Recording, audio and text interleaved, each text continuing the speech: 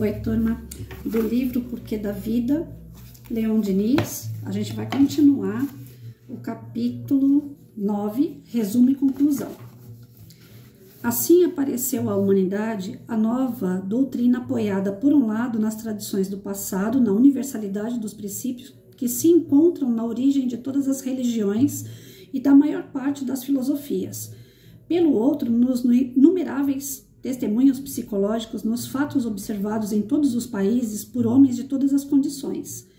Coisa notável, essa ciência, essa filosofia nova, simples e acessível a todos, livre de todos os aparatos e formas de culto, essa ciência apresenta-se mesmo na ocasião propícia em que as velhas crenças se enfraquecem e se esboroam, no momento em que o sensualismo se espalha qual praga imensa, quando os costumes se corrompem e os laços sociais se afrouxam, quando o velho mundo erra em aventuras sem freio, sem ideal, sem lei moral, como um navio privado de leme flutuando a matroca.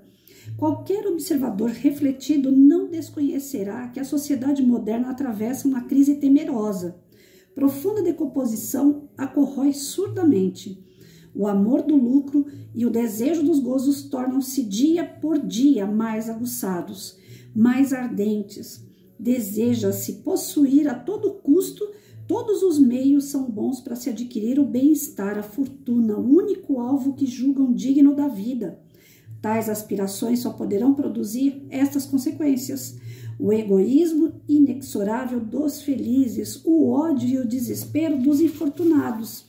A situação dos pequenos, dos humildes, é dolorosa, e estes, muitas vezes atirados às trevas morais, onde não vislumbram uma consolação, buscam no suicídio o termo de seus males.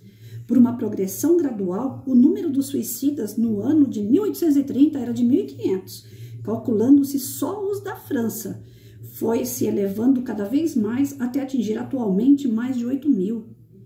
O espetáculo das desigualdades sociais, os sofrimentos de uns em oposição às alegrias aparentes, às satisfações sensuais, à indiferença de outros, esse espetáculo atiça no coração dos deserdados um ódio ardente. A reivindicação dos bens materiais já se acentua. Organizem-se essas massas enormes de entes humanos, levantem-se e o velho mundo será abalado por convulsões terríveis. A ciência é impotente para conjurar o mal, erguer os caracteres, curar as feridas dos combatentes da vida. Na verdade, as ciências da época apenas tratam de assuntos superficiais da natureza, reunindo fatos, oferecendo ao espírito humano uma soma de conhecimento sobre o objeto que lhe é próprio. É assim que as ciências físicas se enriqueceram prodigiosamente desde meio século, mas esses trabalhos esparsos são deficientes em concatenação, unidade e harmonia. A ciência por excelência, essa que da série dos fatos deve remontar a causa que os produz, essa que deve ligar, unir as ciências diversas em grandiosa e magnífica síntese, fazer despontar uma concepção geral da vida, fixar nossos destinos, desprender uma lei moral, uma base de melhoramento social. Essa ciência universal e indispensável não existe ainda. Se as religiões agonizam, se a fé velha desaparece, se a ciência é impotente para fornecer ao homem o ideal necessário, a fim de regular sua marcha e melhorar as sociedades, ficará tudo, por isso, em situação desesperada? Não. Porque uma doutrina de paz, de fraternidade, de progresso, desce a esse mundo perturbado e vem apaziguar os ódios selvagens, acalmar as paixões, ensinar a todos a solidariedade, o perdão e a bondade. Oferece à ciência essa síntese desejada, sem o que ela permaneceria estéril para sempre. Triunfa da morte, e além desta vida de provações e males, abre o espírito às perspectivas radiosas de um progresso sem limites na imortalidade. Diz a todos: vinde a mim, eu vos animarei, vos consolarei, vos tornarei mais doce a vida, mais fáceis a coragem e a paciência, mais suportáveis as provas. Povoarei de bastante claridade vosso caminho escuro e tortuoso. Aos que sofrem, dou a esperança. Aos que procuram, concedo a luz. Aos que duvidam e desesperam, ofereço a certeza e a fé. Diz a todos, sede irmãos, ajudai-vos, sustentai-vos na vossa marcha coletiva. Vosso alvo é mais elevado que o desta vida material e transitória, pois consiste nesse futuro espiritual que deve reunir-vos todos como membros de uma só família, ao abrigo de inquietações, de necessidades e males inumeráveis. Procurai, portanto, merecê-lo por vossos esforços e trabalhos. No dia em que for compreendida e praticada essa doutrina, fonte inesgotável de consolações, a humanidade será grande e forte. Então a inveja e o ódio ficarão extintos. O poderoso, sabendo que foi fraco e pode tornar-se a selo, que sua riqueza deve ser considerada como um empréstimo do Pai comum, tornar-se-á mais caritativo, mais afável para com seus irmãos desgraçados. A ciência completa, fecunda pela nova filosofia, expelirá as superstições, as trevas. Não mais haverá ateus ou céticos. Uma fé simples, grandiosa, fraternal se estenderá sobre as nações, fará cessar os ressentimentos, as rivalidades profundas. A terra desembaraçada dos flagelos que a devoram, prosseguindo sua ascensão moral, elevar-se-á cada vez mais na escala dos mundos. Gente, vocês têm noção do que eu acabei de ler? Ou eu pirei na batatinha, ou eu estou entendendo o quê? E se a gente seguisse os preceitos do campo espiritual, de todas essas mensagens, de todos esses estudos que a gente faz, é um pulo para o nosso salto, para o nosso aprimoramento espiritual, para que a gente se torne espíritos melhores, pessoas melhores. Vejam bem, até então, a toda-poderosa Igreja Católica, lá atrás, não estou dizendo de hoje em dia, porque de hoje em dia ela também está se modificando, ela também está percebendo que ela falhou em algumas coisas lá atrás. Alguns padres mais conscientes estão a duras penas, porque eles dependem muito do que vem lá de cima, as ordens que vêm do Vaticano. Mas ainda assim tem padres corajosos enfrentando e mostrando lá em cima, como Francisco de Assis fez uma vez lá atrás.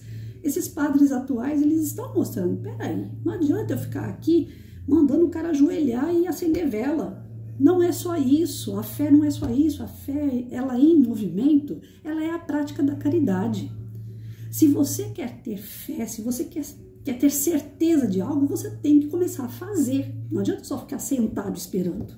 Então, tanto a Igreja Católica, como evangélicos, como qualquer outra religião, e o próprio Espiritismo.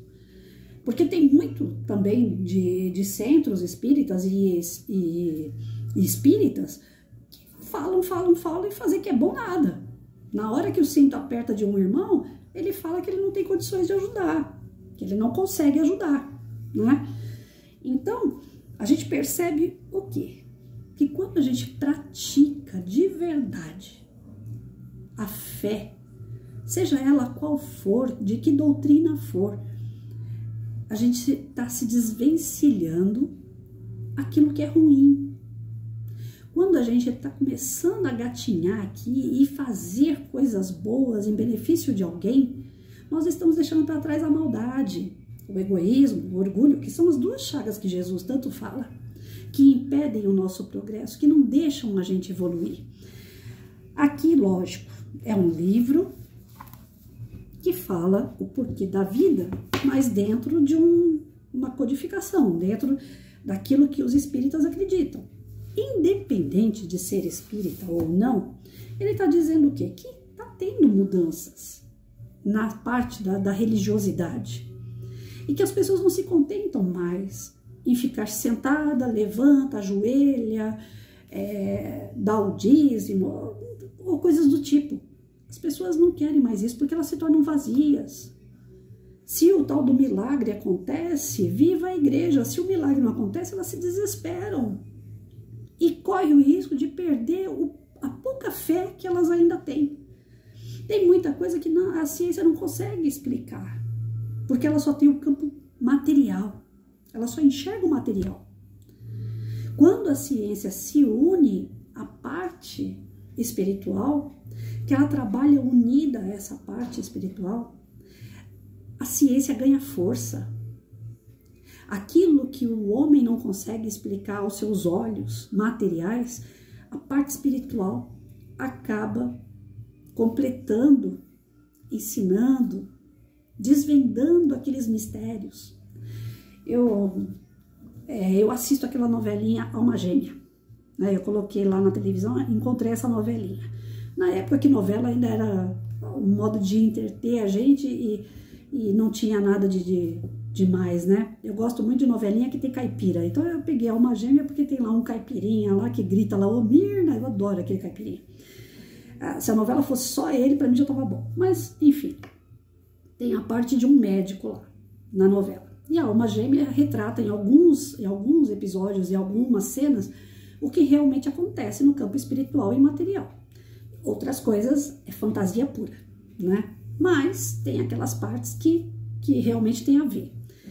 E o médico, ele não consegue em alguns momentos entender o processo que ocorre com a esposa dele. Ele é casado com uma esposa que é uma médium que não tem disciplina, que não tem estudo, mas ela vê, ela ouve, ela acaba incorporando a espiritualidade, os amigos espirituais, né? Então, toda vez que se aproxima um espírito perto dela é para pedir um socorro, ou às vezes até por maldade, e ela não tem aquela coisa de saber doutrinar aquele espírito, porque ela não é uma pessoa estudiosa. Se ela fosse estudiosa, ela teria aquela coisa da disciplina, de saber onde, em que lugar, né, quando, como dar aquela devida comunicação. Então, ele preferiu colocar ela num sanatório. Eu não sei em que época exata que passa essa novela, mas era uma época que as pessoas acreditavam que quem via espírito, ouvia espírito, era doido. Então, o médico não sabe lidar com isso, porque ele é médico, ele só mexe com a parte daquilo que ele vê. E essa moça, ela sofre, ela vai para um sanatório tomar choque, porque ela é tida como louca.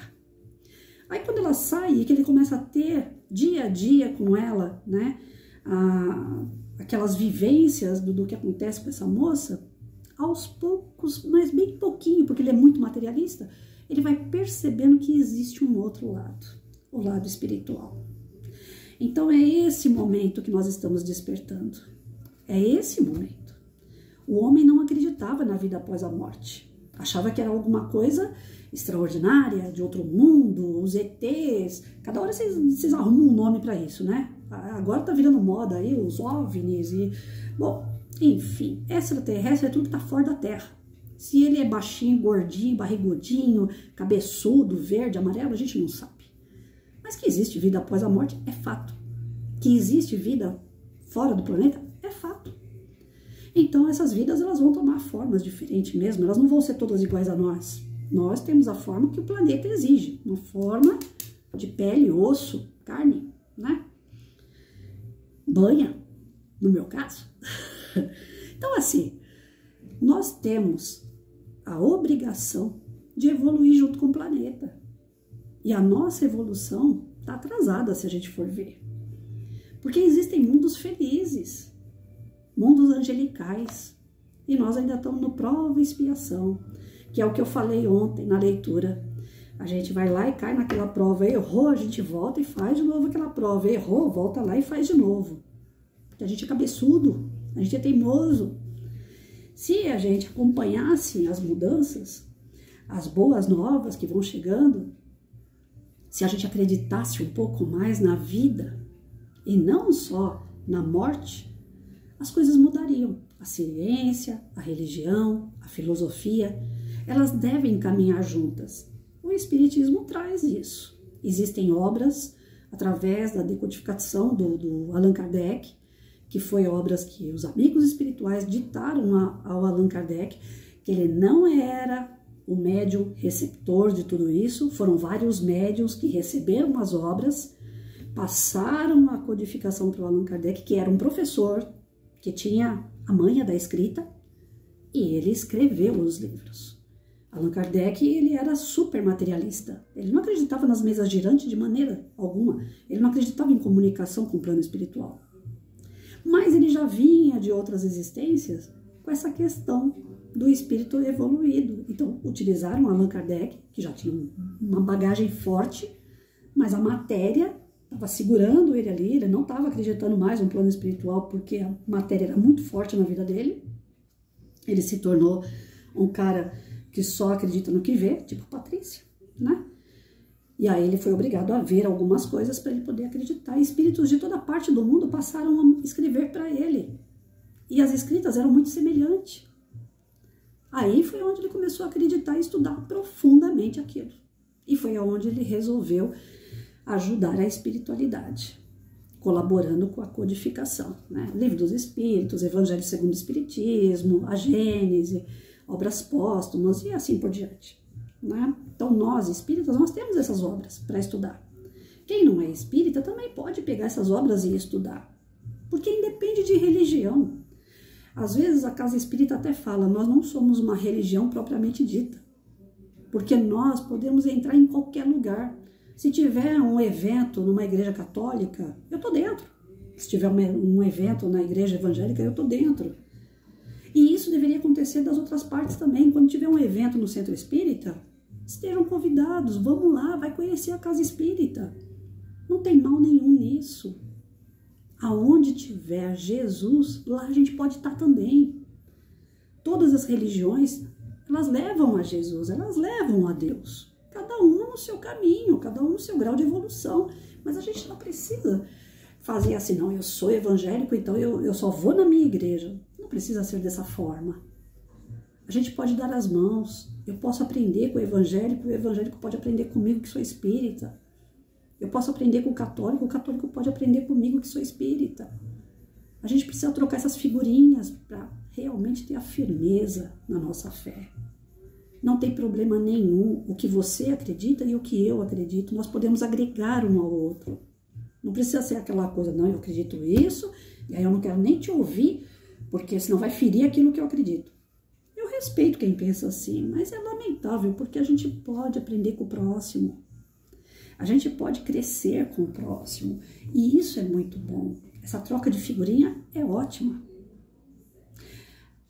Quando a gente começa a ter a noção real da espiritualidade, da importância da vida, por que nós estamos aqui, é o tal dos porquês que eu vivo fazendo, né?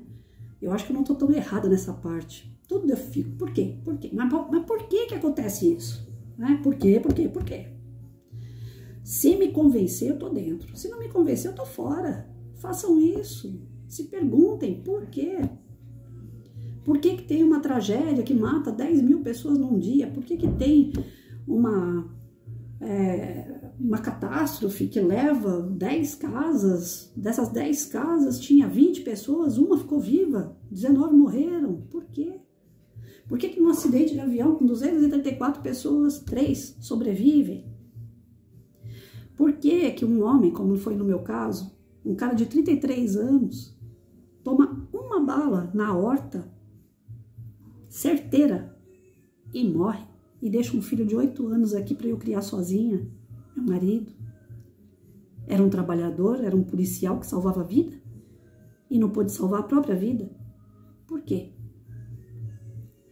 Por que uma professora se dedica a vida inteira para os seus alunos, como aconteceu com várias professoras que eu conheci, e depois que aposenta, dura mais 4, 5 anos, pega um câncer e pum, morre? Não pôde curtir a vida, só veio aqui para ensinar a molecada. Depois, quando chegou o momento dela curtir, dela passear, dela viver um pouco para ela. A professora Regina foi uma dessas, grande amiga.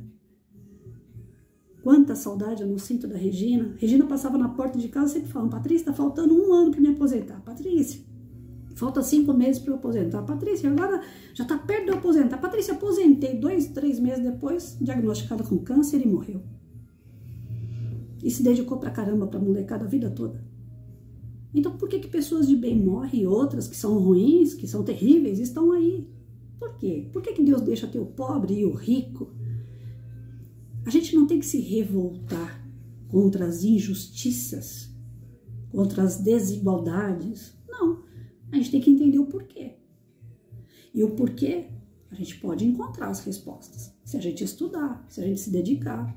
Em qualquer religião a gente vai ter algumas explicações, mas infelizmente tem religiões que travam a gente. É porque Deus quer e acabou. Fica sem explicação. E aí às vezes as pessoas acabam caindo na descrença. Principalmente se aquela religião for aquela que só suga dinheiro, né? Se você não pagar o dízimo, se você não pagar uma parcela lá do teu salário, uma ajuda a cada reunião que vocês têm, aí a pessoa fica, poxa, mas eu tô sem trabalho, tô sem dinheiro, tô indo lá para pedir a Deus para me ajudar, para que eu consiga arrumar um trabalho, e aí chega lá e eles ficam me pedindo dinheiro. A pessoa fica constrangida, não vai mais na igreja, não vai mais naquela religião dela. Ela desiste da própria religião por conta de algumas coisas que são do mundo material. Não é de Deus, porque eu não lembro nenhuma passagem de Jesus falando que a gente tinha que dar dinheiro para algum tipo de religião. Até porque ele não criou religião, ele criou amor. Ele veio aqui falar de amor. Jesus não veio aqui falar de religião. Religião é coisa do homem. O homem criou a religião. E cada religião anda de acordo com a cabeça daquele homem que levantou aquela religião. Não é, eles falam, é tudo baseado na Bíblia, mas é de acordo com a interpretação daquele homem. E a própria Bíblia não foi escrita pelo Jesus, foi escrita por discípulos dele, apóstolos. Eu não estava lá. Eu não posso nem garantir isso. A única coisa que me faz seguir a Bíblia, seguir o Evangelho, é que a conduta que está ali, o código de conduta que está ali, realmente faz sentido. Eu só vou onde faz sentido. Se eu não achar que faz sentido, eu não sigo. Como teve a questão do Adão e Eva, duas pessoas, um homem e uma mulher. Tiveram 2 filhos homem. Aí aparece uma humanidade inteira naquele único local e através de 2 homens, 2 irmãos. Estranho. Eu não consigo entender essa parte. Então, para mim, eu não sigo. Agora, tem outras coisas que eu seguia. Eu seguia fielmente na Igreja Católica e poderia seguir em qualquer outra religião, porque tem coisas que eles falam que eu acho que tá ali, tá dentro da conduta, do código de conduta que Jesus queria da gente. Que nem eu falo sempre dos evangélicos, as músicas dos evangélicos são demais, gente. É boa demais. A gente escuta e canta aquelas músicas, o nosso espírito dá uma elevada que é fenomenal. Então, todas as religiões, elas têm um pé na matéria e outro do lado espiritual. E cabe a gente dar uma peneirada aí para não ficar seguindo cegamente, né? No espiritismo, a gente tem a filosofia que ajuda a gente a ficar pensando. Por quê, para quê, onde, como, quando. Que não é para ficar aceitando tudo assim de braço cruzado. Tá bom, você tá falando, eu tô entendendo e é isso, eu vou seguir. O espiritismo abre um leque de opções para você ficar pensando a respeito daquilo que você está estudando. E olha que bonito essa parte aqui onde eles falam, né? Aqueles que estão cansados, aqueles que estão desesperados. O espiritismo, ele veio para consolar. Ele veio para confortar. Quando a gente fala que existe vida após a morte, muitas pessoas que estão totalmente desesperadas, que estão já a ponto de querer se matar, elas falam, opa, peraí, quer dizer que se eu me matar, eu não vou me matar? Quem vai ficar morto é minha carne, meu corpo. O meu espírito vai continuar vivo. Então, não vou nem me matar mais, porque vai continuar o problema do mesmo jeito. De certa forma, isso conforta. Então, a pessoa vai procurar outra saída, porque a saída do suicídio, ela sabe que não vai adiantar. Então, quem tem o espiritismo, ele não é que ele é perfeito, de maneira nenhuma, mas ele ajuda a consolar pra caramba. E eu já perdi muita gente que eu amo. Perdi modo de falar, né? Que faleceu, que já foi pro plano espiritual. Foi pai, foi mãe, foi tios, foi avós, foi meu marido, foi um filho. E se não fosse esse consolo de saber que a vida continua, que existe vida após a morte, o que seria de mim aqui? As pessoas que eu amo, tudo indo embora e eu ficando sozinha. Então ele consola de todas as formas. E essa parte onde ele fala aqui, olha, essa mensagem eu vou repetir. Eu sei que o vídeo tá longo, mas eu vou repetir. Porque isso aqui, se a gente internalizar, pensa bem nessas palavras, ó. Diz a todos: vinde a mim, eu vos animarei, vos consolarei, vos tornarei mais doce a vida, mais fáceis a coragem e a paciência, mais suportáveis as provas. Povoarei de bastante claridade vosso caminho escuro e tortuoso. Aos que sofrem dou a esperança, aos que procuram concedo a luz, aos que duvidam e desesperam ofereço a certeza e a fé. Diz a todos: sedes irmãos, ajudai-vos, sustentai-vos na vossa marcha coletiva. Vosso alvo é mais elevado que o desta vida material e transitória, pois consiste nesse futuro espiritual que deve reunir-vos todos como membros de uma só família, ao abrigo de inquietações, de necessidades e males inumeráveis. Procurai, portanto, merecê-lo por vossos esforços e o seu trabalho. Então, somos nós é que temos que fazer a diferença. E nós vamos fazer. Eu tenho fé nisso. E você?